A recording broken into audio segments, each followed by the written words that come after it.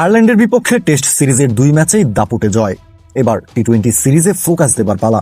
27 তারিখ থেকে চট্টগ্রামে শুরু হতে যাওয়া টি-20 সিরিজের জন্য রবিবার সন্ধ্যায় 15 সদস্যের দল ঘোষণা করেছে বাংলাদেশ ক্রিকেট বোর্ড বিসিবি।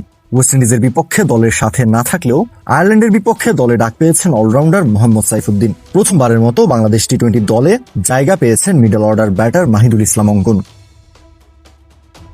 বর্তমানে আবুধাবি টি10 লিগে খেলছেন পেসার তাসকিন আহমেদ। এরপর 2 ডিসেম্বর থেকে শুরু হতে যাওয়া ফ্র্যাঞ্চাইজি টুর্নামেন্ট আইএল টি-20তেও তিনি নাম লিখিয়েছেন।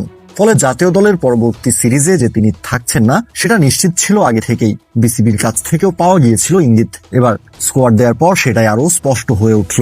বিসিবিও তাসকিনকে বিশ্রাম দেওয়ার কথাই ভাবছিল, তার জায়গাতেই দলে এসেছেন সাইফুদ্দিন। 2025 সালে বাংলাদেশের জার্সি গায়ে 25টা টি-20 ম্যাচ খেলার সুযোগ পেয়ে 21টাতে ব্যাট হাতে মাঠে নামার সুযোগ হয়েছে শামীম পাটোয়ারির, যেখানে একটাও 50+ ইনিংস নেই তার। সবশেষ খেলা 7 ম্যাচে রান করেছেন সবে মাত্র 65। এর মধ্যে 3 ম্যাচে শামীম প্যাভিলিয়নে ফিরে গেছেন কোনো রান না করেই। 2 ম্যাচে আউট হয়ে ফিরেছেন মাত্র 1 রান করে। ব্যাট হাতে ধুঁকতে থাকা শামীমকে তাই বাদ পড়তে হয়েছে দল থেকে। তার জায়গাতেই দলের ডাক পড়েছে অঙ্কনের। Next level, well done, side by side reach.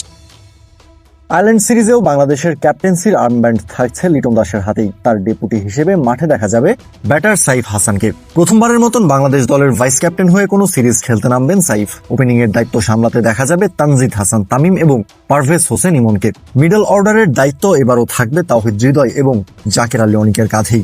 যদিও সম্প্রতি এই 2 ক্রিকেটারকে নিয়ে ভক্তদের বিশেষ অভিযোগের শেষ নাই যে তারা অফসাইডে শট খেলতে অপারগ। কিন্তু আয়ারল্যান্ডের বিপক্ষে স্কোয়াডে থেকে যাচ্ছেন এই দুজন। লোয়ার মিডল অর্ডারে দেখা যাবে নুরুল হাসান সোহান এবং মাহিদুল ইসলাম অঙ্কনকে।